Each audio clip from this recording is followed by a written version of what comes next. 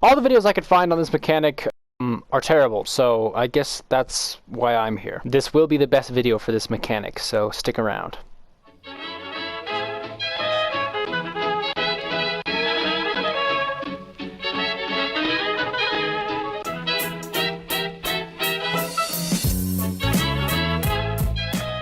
Hey everyone, this is Syntax, and today I'm going to be teaching you guys how to make buyable doors in Fortnite Creative. Let's get into it. Now, this particular mechanic has pretty specific application, but if you are making a map that requires some form of currency to progress further in that map, this mechanic is perfect for you. I'm also going to be showing you two different versions of the buyable door. You have unlocking a door and a method I like to call clearing debris, but we'll get into that once I actually start talking about the mechanic. Anyway, head over to devices and grab yourself a conditional button. You'll need this for both versions I'm going to be showing, and this is what determines the amount of currency we need and what we're using to send our signals. This first conditional button I'm actually going to link up with a lock device that I will go into the settings later, but go ahead and place this next to a door you want to unlock and open somewhere in your map. Anyway, the settings are pretty simple. Just make sure anyone can use it. The color can be whatever you want. I have the interaction text unlock door, but again, it is specific to your map. Make it whatever you need to make it. Display icon can be locked and alt display icon can be unlocked, because that means you will have unlocked the door. Toggle icon use set to no. Disable after use. You probably want to set this to yes, so you prevent any players from purchasing it after it's already been purchased. Make sure you're showing the key item, and key items required is obviously how much you want the person to spend on unlocking the door. So for me, this door is 100. Consume key items and all key items required at once, both set to yes. Enable it on game start and have it send on some signal when you activate it. So for me, that's channel 1. Now, one of the most important parts is to make sure you actually do drop coins into this so it knows what the key item is. But once you do, whatever key items required you set to, it will show that on the display icon, as you can see right there. Anyway, once you have that set up on your door, go ahead and grab yourself a lock device and put it on the same door and set up the settings. It's pretty simple. You just make sure it's closed and locked on game start, and it unlocks and opens when receiving from the same channel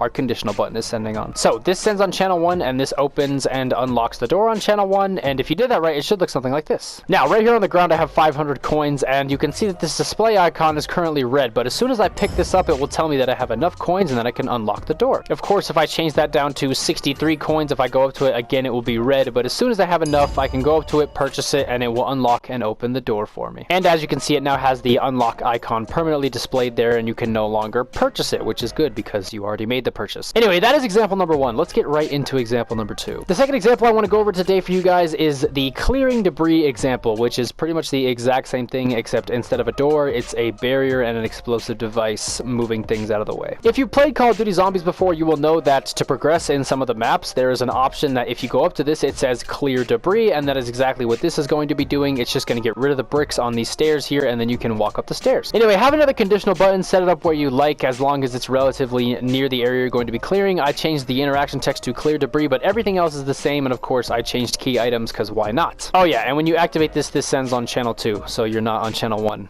again. Next thing I did was set up the new barrier device to block off the stairs so I can't actually progress up them if I haven't purchased the conditional button. So you can see the settings right here. I just made it invisible and enabled during gameplay only, and then I fit it so that it fit the stairs, and then I disabled it when receiving from the same channel, which is 2. So after you set up your barrier and shape it how you want to block the areas you need, you're going to want to take an explosive device and set it up as follows. There's a lot of settings on this thing, but you basically want to make sure its blast radius is as small as it can be, turn the player damage down, turn the structure damage way up, and make sure it can damage indestructible buildings. Turn the knockback off, and anything that has to do with seeing it in game, turn that off. Turn the audio visual effects off. Visible during games, no. Show health bar, no. And play audio effects, no. And just make sure it's exploding when receiving from the same channel that our conditional button is on, which is channel 2. Now, I actually had to place this explosive device a couple times because it was too close to the stairs and it would blow it up. So my advice would be to make sure the debris is kind of far away from any other props you don't want to explode, or else you're going to have a hard time placing the explosive device properly. Anyway, if you have all that set up properly, it should look something like this. I'm going to go ahead and grab my coins here, and when I walk up to this, you can see that I actually can't pass this.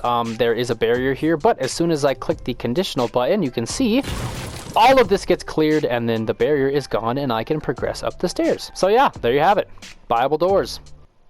Go crazy. Anyway guys, there you have it. That is how you can make buyable doors in Fortnite Creative. If you were making a zombies map and you couldn't figure out how to do this properly, then, well, there you have it. But anyway guys, I hope this video helped you out, and yeah, this has been Syntax. Later.